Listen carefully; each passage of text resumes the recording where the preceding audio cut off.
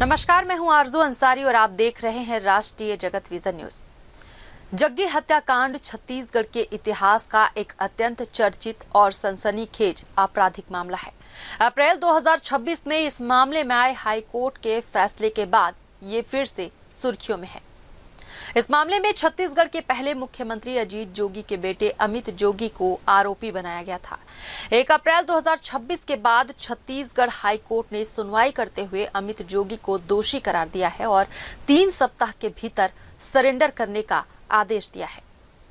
क्या है ये पूरा मामला, मैं आपको इस खबर में आगे बताती हूँ।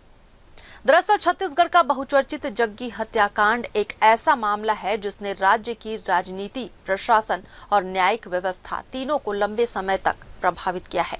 4 जून 2023 को राम अवतार जग्गी की हत्या उस समय हुई जब राज्य में विधानसभा चुनाव नजदीक थे और एक राजनीतिक समीकरण तेजी से बदल रहे थे। जग्गी का कांग्रेस छोड़कर एनसीपी में जाना और स्वर्गीय विद्याचरण शुक्ल के साथ खड़े होना उस दौर से सत्ता संतुलन के लिए चुनौती बन गया था। इस मामले की सबसे महत्वपूर्ण बात यह है कि इसमें सीधे तौर पर सत्ता के शीर्ष से जुड़े नाम सामने आए, जिनमें अमित जोगी भी शामिल रहे, जो अजीत जोगी के बेटे हैं। ट्रायल कोर्ट द्वारा बरी किए जाने के बाद हाई कोर्ट का 2026 का ये फैसला इस केस में बड़ा मोड़ लेकर आया। अदालत ने सीबीआई के साक्ष्यों को स्वीकार करते हुए अमित जोगी को दोषी ठहराया और सरेंडर का आदेश दिया, जिससे ये संकेत मिलता है कि न्यायिक प्रक्रिया भले ही लंबी हो लेकिन निर्णायक हो सकती है।